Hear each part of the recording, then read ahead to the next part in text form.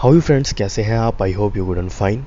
आज की वीडियो जो है वो डेफामेशन के केस के ऊपर है, यानी कि मानहानि के ऊपर। आपको पता होगा सलमान खान ने जो है डेफामेशन का केस करा है KRK के ऊपर। वो इसीलिए करा है क्योंकि KRK नाम का जो व्यक्ति है उसने जो है सलमान खान की एक मूवी आई थी राधे, उसका रिव्यू करते वक्त सलमान खान को दादू बोला था। अब इसी वीडियो में मैं आपको बताऊंगा जो सलमान खान ने केस करा है क्या वो एक वैलिड केस है या फिर KRK को डेफामेशन के केस में बचाव मिल सकता है, वो बच सकता है। इसके लिए आपको पूरी वीडियो देखनी पड़ेगी। अगर आप हमारे चैनल पर नए हैं, हमारे चैनल को सब्सक्राइब ज़रूर करें ताकि जब भी मैं कोई वीडियो लेकर आऊँ आपके पास उसकी नोटिफिकेशन आ जाए और आप उस वीडियो को देख सको, और साथ ही में बेल आइकन को भी प्रेस कर देना। चलिए स्टार्ट करते हैं आज की वीडियो बिना किसी देरी से।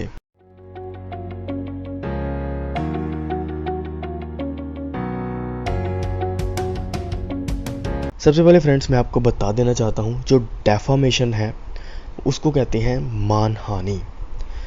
ये मानहानि का केस क्या होता है? मानहानि का केस होता है अगर हम किसी भी व्यक्ति की रेपुटेशन, इज्जत को पब्लिक में उछालते हैं या फिर उसकी इज्जत को दूसरों की निगाह में गलत ठहराते हैं। अगर हम उसको गलत मलत बोलेंगे तो जिससे कि दूसरों की निगाह में, दूसरों की नज़र में उसकी जो रेपुटेशन है वो गिर जाए, उसको कहते हैं कि उसने क्या करी, उस व्यक्ति ने डेफामेशन करी। उस व्यक्ति के खिलाफ डेफामेशन का केस फाइल हो सकता है। वो केस कौन कर सकता है? जिसकी उसने डेफामेशन की होगी, जिसकी उसने रेपुटेशन को इंजरी की होगी, हार्म किया होगा, वही व्यक्ति जो है उसके ऊपर डेफामेशन का केस कर सकता है। अब डेफामेशन का केस लगता कहाँ पर है? डेफामेशन का केस जो है हमारी इंडियन पिनल कोड है उसका सेक्शन 499 यानी कि धारा 499 जो है उसमें जो है डेफामेशन का केस जो है लगता है। इसके साथ ही फ्रेंड्स मैं आपको बता देना चाहता हूँ जो इसकी डेफामेशन मानहानि की सज़ा होती है वो 2 साल तक की सज़ा हो सकती है, साथ में व्यक्ति को जुर्माना भी लग सकता है। ये कहाँ पे लिखा है? ये लिखा है इंडियन पिनल कोड की धारा 500 में, यानी कि सेक्शन 500 में इसकी पनिशमेंट जो है बताई। अब फ्रेंड्स बात आती है जो सलमान खान ने केस करा है KRK के ऊपर। क्या सलमान खान ने जो केस करा है वो एक वैलिड केस है या फिर KRK जो है उसको इस केस में बचाव मिल सकता है? इसको जानने के लिए हमें हमारा कानून जानना पड़ेगा, हमारा कानून क्या कहता है।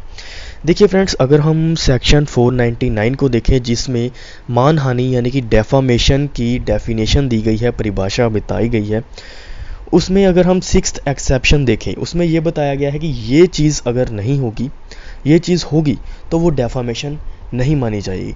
एक्सेप्शंस का मीन होता है इसके अलावा। ओके, अब इस एक्सेप्शन में बताया गया है अगर कोई भी व्यक्ति कोई कुछ परफॉर्मेंस देता है और उस परफॉर्मेंस को पब्लिक के पास भेजता है कि पब्लिक अपनी ओपिनियन दे मेरी परफॉर्मेंस के ऊपर कि मैंने कैसा काम किया है। अगर पब्लिक कुछ गलत बोल देती है उसके बारे में, उसके बारे में, उसकी मूवी के बारे में, जो उसने परफॉर्मेंस करी है उसके बारे में कुछ गलत बोल देती है, तो वो जो डेफामेशन की केस में नहीं आएगा, वो मानहानि नहीं होती। अब फॉर एग्जांपल जैसे कि कोई एक एक्टर ही है, उसकी कोई मूवी आई है, उसने क्या करा है, उसने अपनी मूवी को लॉन्च करा है कि लोग इसे देखें और लोग अपनी राय दें कि ये मूवी कैसी लगी उनको, मेरी परफॉर्मेंस कैसे लगी।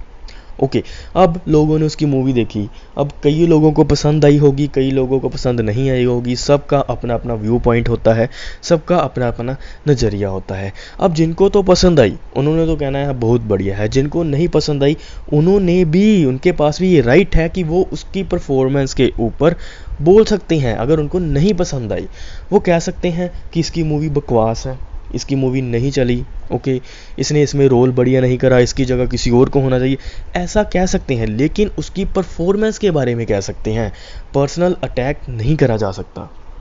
लेकिन दोस्तों जो उस मूवी में किरदार प्ले कर रहा है, उसको देखते हुए अगर उसके ऊपर कोई कमेंट करता है, उसके ऊपर वो ऐसा लग रहा था, वो ये लग रहा था, वो ये लग रहा था, तो ये डेफामेशन नहीं होगी। अब मैं दोस्तों एक और आपको एग्जांपल देता हूँ। देखिए दोस्तों, A एंड Z जो हैं, X एंड Y जो हैं, ये दो व्यक्ति हैं। वाई नाम के व्यक्ति ने कोई बुक लिखी है, कोई भी पुस्तक लिखी है। ओके, ए नाम का व्यक्ति जेड की पुस्तक पढ़ता है। ओके, ए नाम का व्यक्ति वाई की पुस्तक पढ़ता है, उसको अच्छे से देखता है, तो उसको देखने के बाद ये लगता है कि इसकी बुक जो है बकवास है। ओके, वो ये कमेंट करता है कि इसकी बुक बकवास है, इसको लिखना नहीं आता। ओके, इसकी सोच नहीं है अच्छी, इसने गलत लिखा है, इसकी सोच बहुत बुरी है, ऐसे कुछ कमेंट करता है उसके ऊपर। तो ये जो होगी, ये डेफामेशन नहीं मानी जाएगी। साथ ही दोस्तों इसमें यह भी बताया गया है कि अगर हम किसी की परफॉर्मेंस को देखते हुए, जिसने कि पब्लिक ओपिनियन के लिए अपनी परफॉर्मेंस पेश करी है, उसकी परफॉर्मेंस को देखते हुए अगर हम उसके करैक्टर के ऊपर कुछ बोलते हैं तो वो भी डेफामेशन नहीं होता। फिर दूसरी ओर ये बात आती है कि मानहानि क्या होगी। फिर इसमें मानहानि ये होगी कि दोस्तों अगर ए जो है वाई की बुक आने से पहले ही कहता है कि इसकी तो बुक बकवास आएगी, इसकी सोच ही बकवास है, इसीलिए इसकी बुक बकवास आएगी। ओके, वो उसकी बुक को लेकर नहीं, उसकी बुक के पहले ही उसको जज करने लगता है। ओके, जज करने लगता है कि इसकी बुक ऐसे होगी, इसकी सोच ऐसे है, इसका ये है, इसका वो है। तो ये एक डेफामेशन की, ये एक मानहानि की केस जो है उसके ऊपर डल सकता है। इसके साथ ही दोस्तों अगर हम किसी भी व्यक्ति की परफॉर्मेंस को देखे बिना ही उसके ऊपर कोई टिप्पणी करेंगे, उसको गलत मलत बोलेंगे, उसकी परफॉर्मेंस को साइड रखकर उसको गलत मलत बोलेंगे, तब जो है उसके ऊपर डेफामेशन का केस जो है डल सकता है। सेम यही रूल्स जो हैं ये एप्लीकेबल होते हैं सलमान खान एंड KRK के केस में भी। अब KRK जो है इसी एक्सेप्शन, 6th एक्सेप्शन में अपना डिफेंस क्लेम करेगा, लेकिन जो वो सलमान खान है वो कहेंगे कि इसने जो है मेरी रेपुटेशन को ठेस पहुंचाई है, जो कि 499 की मेन डेफिनेशन कहती है। लेकिन KRK ये कहेगा कि उसने जो है अपनी मूवी जो है पब्लिक ओपिनियन के लिए डाली थी, इसीलिए लोगों ने उसके ऊपर, किसी को अच्छी लगी होगी, किसी को बुरी लगी होगी। मुझे तो इसकी जो मूवी है वो बुरी लगी, इसीलिए मैंने इसकी मूवी को देखते हुए, जो इसने इसमें परफॉर्मेंस करी है उसको देखते हुए इसको गलत बोला है, तो वो डेफामेशन की डेफिनेशन में नहीं आएगा, ये कहना है KRK का। अब आप मुझे बताइए, आपको मैंने समझा दिया कि डेफामेशन क्या होता है। अब KRK को किस में डेफामेशन में छूट मिल सकती है। अब आप मुझे बताइए कमेंट बॉक्स में कि KRK जो है वो बच सकता है क्या, KRK के ऊपर जो केस करा गया है वो वैलिड केस है, या फिर KRK को बचना चाहिए इस केस में। ओके फ्रेंड्स, अगर आप अभी तक हमारे चैनल को सब्सक्राइब नहीं करा, हमारे चैनल को सब्सक्राइब करें ताकि मैं ऐसी ही वीडियोस जो हैं लाता रहूं।